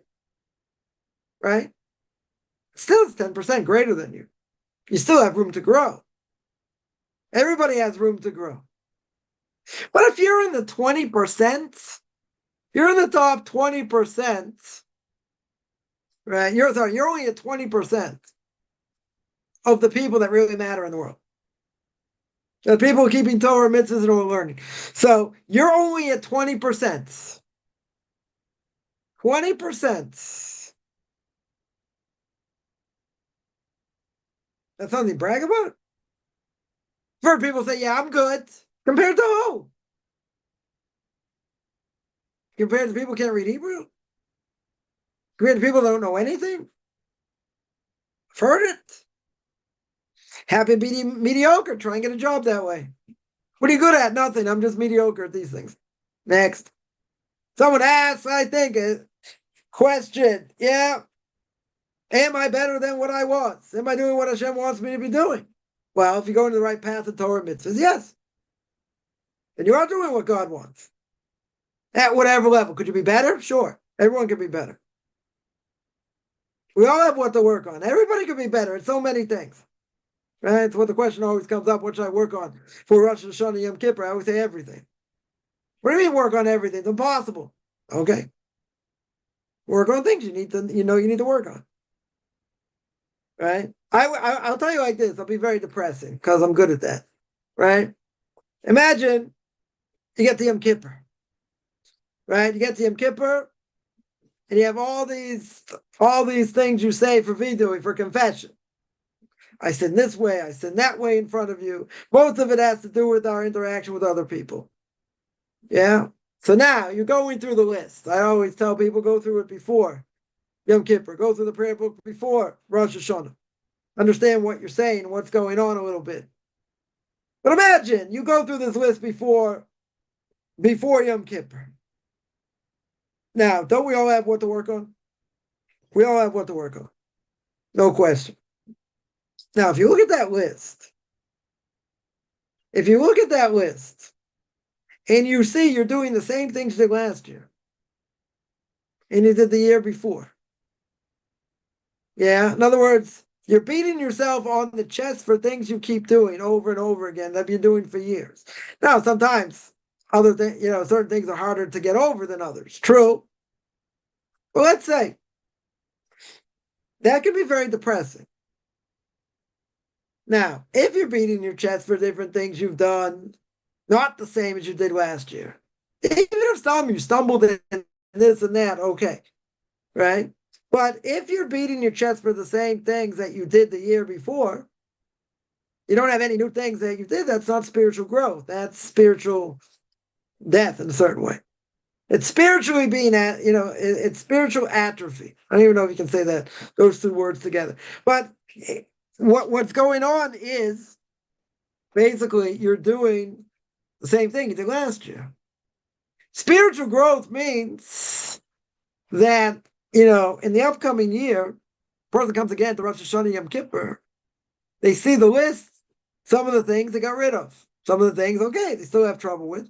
They've tried to get rid of, in different ways. Some things are easier, some things not. But now they have a whole new list of things they've done that they didn't do last year. That's spiritual growth. Why? Because they're different challenges. They're very different challenges. When a person has, a person can still have the same challenges. Yeah, but when a person has different challenges that aren't the same, so then God's hitting, then, you're getting hit in a different way than you were before. Doesn't mean these other things disappear. Doesn't mean that. Right? But if you're beating yourself, not literally, but you're beating your chest for things you've done wrong, right? You're beating yourself for things you've done wrong, but you keep doing them wrong, that's a problem. Right? There's no spiritual growth in that. Right? There is no spiritual growth in that. Where's the spiritual growth? The spiritual growth is, even though you did things wrong, yeah, but you're not doing the same things over and over again. You're doing other things wrong. Okay. That's not a bad thing. I mean, it is because you're doing things wrong. But why do I say it's not a bad thing? Because you overcame certain things and now you're fighting against different things. You have different challenges. Think about what you went through the last year and try and think what you went through the year before. The challenges hopefully are not the same. Maybe some of them are, some of them aren't. Depends what it is. But if you see that there are other challenges you had, so that's growth. Because it's not the same thing. Because if you're just going through the same thing over and over again, obviously you didn't get the message. Right? Obviously, there's something, there's something something else going on. Right? Definitely something else going on. But if there's spiritual growth, then you see the challenge is not the same. And most people hopefully see there are different challenges. And once you see there are different challenges, once you see there are different challenges, that's spiritual growth. Because people say, come on, I don't see anything. I don't see any change. So again, I'll tell people something very easy to do. 1 hour a day, person, no matter what happens during that hour, person should work hard, not speaking Lashon Hara, speaking badly against someone else, or cursing. We'll try and do both. 1 hour a day. Now, when a person focuses on that hour, probably all hell breaks loose and other things go on. But during that hour, whatever it happens, they're not going to do this, or they're going to work very hard, right? Not to speak Lashon Hara or not to curse. Now, what happens over time? What happens over time is, that a person now has a higher awareness. The higher awareness means they're more careful now what they say. They're more careful what they hear, if possible. They're more careful about cursing, not even in their minds. That's a higher awareness. So over time, when a person hears someone curse, or someone speak badly against someone else, you're like, ooh, can't believe, this person talks like that or whatever, right? Then what's the evil inclination going to say? What, do you think you're any better? You're taking on 1 hour a day? You think you're any better? That's what the evil inclination is going to say. What's the answer? The answer is, okay, I'm a work in progress, very good, but now you have a higher awareness. Because before, you never even would have thought of that. And there are different levels, right? For example, a person's been working on themselves, not to curse, so let's say they're building their sukkah. Yeah, right hammer, left thumb, bam! Hit their thumb. What happened? They start screaming in pain. Yeah, but they don't curse. They don't curse. So person's all proud of themselves. Okay. They hurt their thumb, whatever it is, but they didn't curse. Very good. That's a huge thing. So then I would ask the question, did you think any curse words? You're like, come on, what do you think? I'm an angel? I thought of every curse word in the book. But I didn't say it. Okay, that's a level. That is a level. You didn't say it. Very good. That's a huge thing. But there are higher levels to reach. The higher level to reach is, even when that happens, under those circumstances, you don't even think any curse words. You say, all right, might as well just give up. No, you don't give up. But when you have a higher awareness, it makes you different. Makes you think in a different way. Makes you want to go in a different path. Right? Again, does the person think they're so much better than someone else? No. But now they have a higher awareness. That's a huge thing. Remember I was in the States a couple of years ago. You hear someone curse. Everybody curses. A lot of people curse. Yeah. Even older people, they curse. Yeah. What people do? Something happens, oh, F this or whatever, right? Won't put any F-bombs out here, right? So someone curses just for the, blink of an eyelash. Someone curses. What do you think about it? It's like, that's how you talk. Say, well, you just talk that way, blah, blah. Okay, so what? We have a high awareness now. I had someone once, curse me out, and I'm like, that's how you talk in front of your kids? Yeah, you talk like a truck driver. No offense to any truck drivers out there. That's how you talk. Don't think anything wrong with it. And imagine you said something, I'd appreciate it if you didn't curse. What are they going to do? They'll curse more. So there's no point. But having that awareness, that's a huge thing. Because most people would have said, come on, it's not a big thing. It is a big thing. Most people out there curse and speak badly against others. And both at the same time. Yeah. Even if it's in front of them, they don't care. But usually it's behind their back. Okay. That's what people do. The fact that a person has a higher awareness is pretty miraculous. Because most people don't have that awareness at all. They don't think there's anything wrong with it. They think, the more the curse, better, the more they make fun of other people, better they are.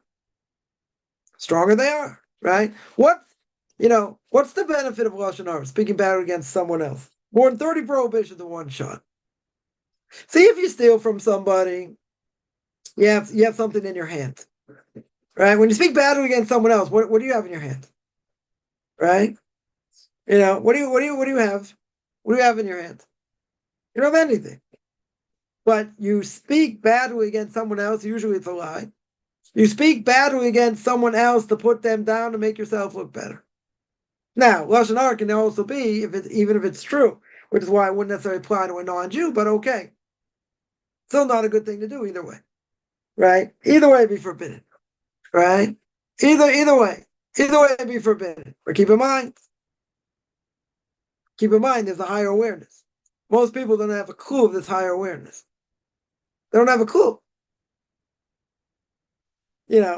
So would a person, curse in front of their kids? So maybe they would.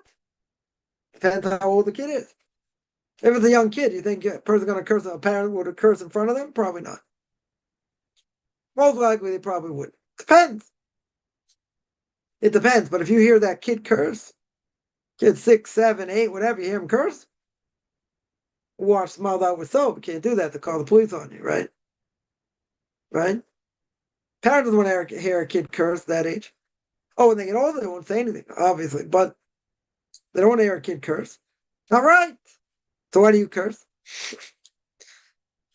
Do as I say, not as I do. Yeah. That's the mentality. But if you would ask most people, do they think there's anything wrong with it? No. Most people will probably say, I'd take a survey and look it up, but I would think most people probably say there's nothing wrong with it. Speaking badly against someone else doesn't go on their radar. It's not on their radar. They deserved it. They had it coming. Look what they did over here. I have a right to say it. Depends. You might have a right to say it. So if you have a right to say it's permissible, good. And if it's not, just learning something today by the Chofetz Chaim, by the laws of tailbearing, what we call rechilus, which is part of speaking badly against someone else. It's like saying, Reuven, do you hear what Shimon said about you? So in certain conditions, a person can warn somebody. A person goes into a store. They buy something. They say, did I get a good deal over here? Oh, why'd you go there? You got ripped off, right? So now the question is, what are you allowed to say? So the Chofetz Chaim says there are a number of conditions that have to be met. And then he says, even if you meet all the conditions, you better darn well be very, very careful. Very, very careful. Because who says you got the conditions right? Who said you went through all the conditions properly? So better not to do. Yeah. So just because it might be permissible, think, am I allowed to? What are the repercussions over here? Are there any conditions? Chofetz Chaim says in a few places. Even if you meet all the conditions, you better be very, very careful. Because if you didn't meet the condition the way it should be, you transgress 30 prohibitions in one shot. In one shot. Pretty serious. But people have what they call, what I would call diarrhea of the mouth. They talk. They talk about others. Maybe talk about themselves. They don't care. Again, if it's permissible, it's permissible. But sometimes, even if it's permissible, a person shouldn't do it. Why shouldn't they do it? It's because it's not good. Right? Because then they might do it when it's not permissible. So a person's got to be careful. Right? A person's got to be very careful.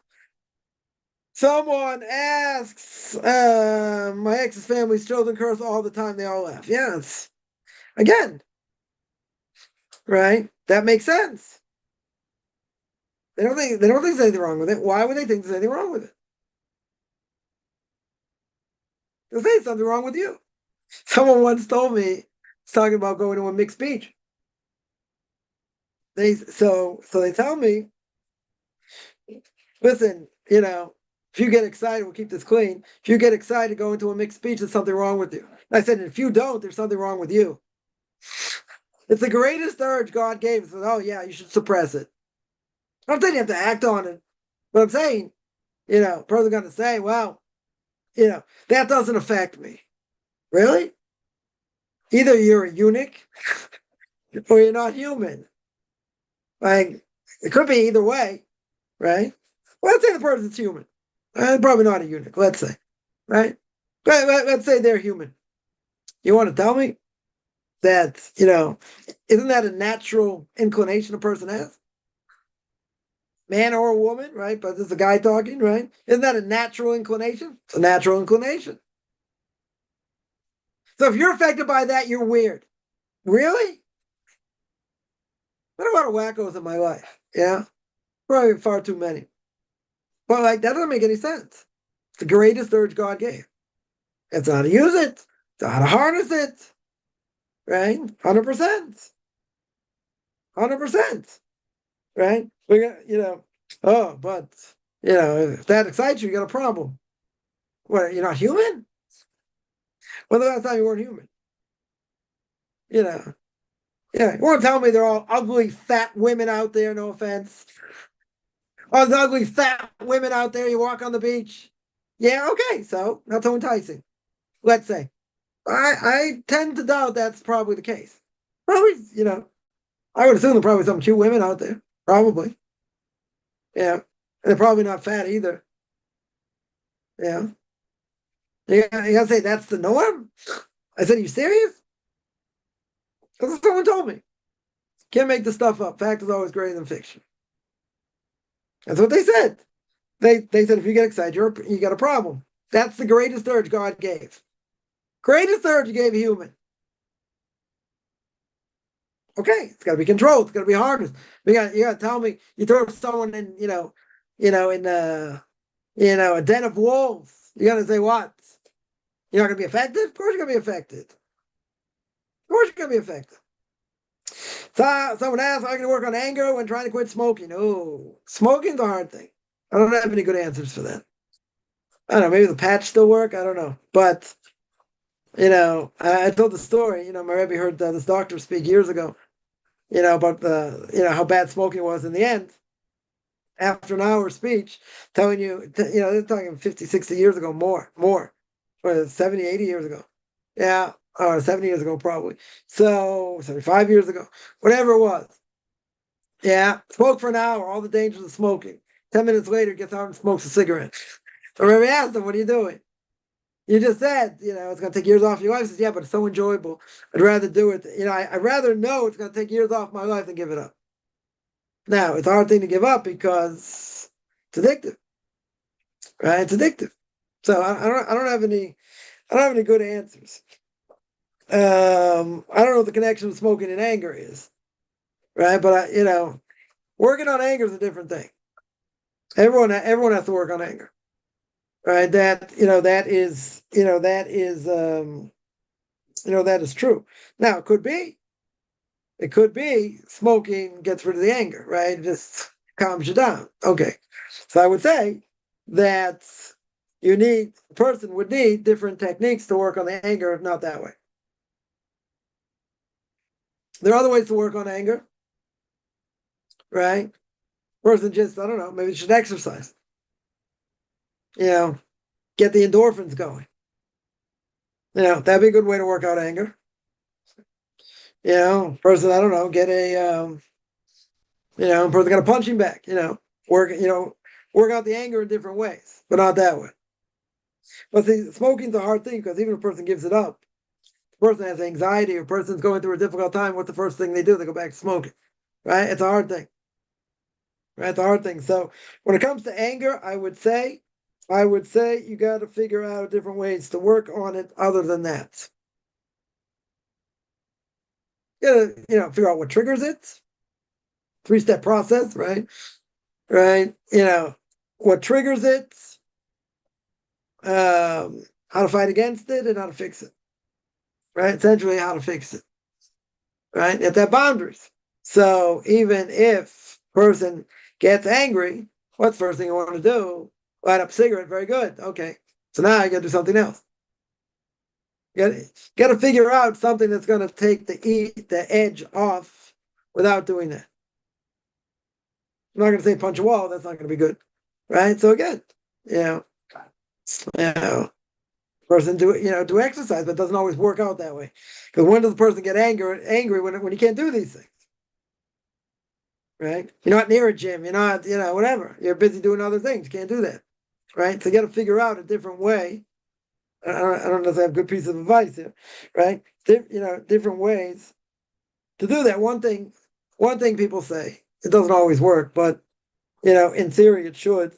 One thing is to count. Take a number of deep breaths and count. 1 Mississippi, 2 Mississippi, 3 Mississippi. Count it out till you calm down. Go for a walk, get a drink, do something. Because if that's going to be the natural reaction, then whenever you get angry, you'll never be able to stop it.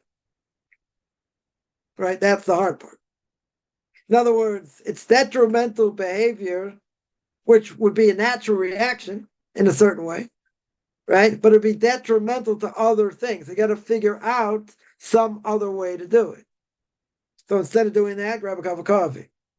Get something to eat. Go for a walk. I don't know. Something that's going to distract you from doing that. It's very, very easy. If you didn't have any cigarettes around, right? You flushed them, you got rid of them, whatever. So now I can't do that. So say, well, if you get angry, what do you do? Just go to the store and buy them. All right. Well, let's say, you're not able to do that now. So now you got to figure out a different way how to do it. A different way how to, how to calm down. Exercise is a good thing. Definitely a good thing if you can do it. But again, it's always an inopportune moments. We got to figure out something that's going to replace it, right? And have a candy bar. Okay, that'll put extra weight on or whatever. Food, exercise, something, right? Something's going to take your mind off. But it's meditation. Meditation not a bad thing. It's done the right way, right? But again, person calm themselves down. But how do you do that in general? You got to see the bigger picture. Why are you angry? Got to get to the bottom. Got to get to the bottom of what makes you angry. Then after you know what makes you angry, figure out what triggers it. Then after you figure out what triggers it, how are you going to fix it? What are you going to do to stop it? 3-step process. Now, there are people out there that get angry at everything. They got serious anger issues. So that's, there are plenty of people out there who do stupid things to get us angry, right? But if I see the bigger picture, I see who they are, and they have a 25 IQ. What am I worried about what they're doing? Do I get angry? You say, but it's annoying. They slobber on you. They this, they that. So who cares? Coworker said something. Yeah, okay. Right? Depends what they say, depends how they say it, But if everything's a test, right? But the problem is we just react. That's the problem, right? The person just reacts to what happens. Once you react to what happens, it's a problem. You got to take yourself out of it. You got to stop. You got to take a step back. Can't just have a knee-jerk reaction. And what's the knee-jerk reaction in this case? Get angry, whatever it is. Light up a cigarette. So that has to change. That reaction, at least in your mind, has to change. Then you have to make it a reality to change. That's what I would say. Someone says, man, the world's oldest people, more than not, are lifelong smokers. Okay. Even if that's true, keep in mind, I mentioned this many times, a person can work out, like a fiend, they can eat macrobiotic, they could die in their 60s of cancer. Right? I know a story like this. And there are people that can smoke like a fiend, smoke packs a day, and they live to a ripe old age. That can also happen. But you're missing one very important point, that God wanted them to live that long, even if they did that themselves. Why? Because they probably did something good in their life. God has to reward them. So even if they do that, God will give them a long life. What about vape to curb the nicotine? Yeah, vape is an issue. Vape has other issues. I think it's less than nicotine, yeah, but it's still not healthy. Yeah, it's less. It's less. It's probably true. Someone here mentioned something. Take this edition, and put it somewhere. Yeah. Put it somewhere, replace it with something. Yeah. Something productivity. Yeah, that's a good idea. Someone says we just use device to pursue the mindfulness. Yeah, empty, clear the mind. Yeah. But again, I can speak for the next 2 days on this topic. These things just make you stupid and make you more addicted. Right? That's what it does. Might miss an email, might miss a text, might miss this, might miss that, miss the other thing. Right? But again, a lot of these things don't matter. You say, well, it's very convenient. I can do things online. I can bank online, do other things. True. Very, very true. It comes at a price. Very addictive. Very, very addictive. Yeah. Any other questions?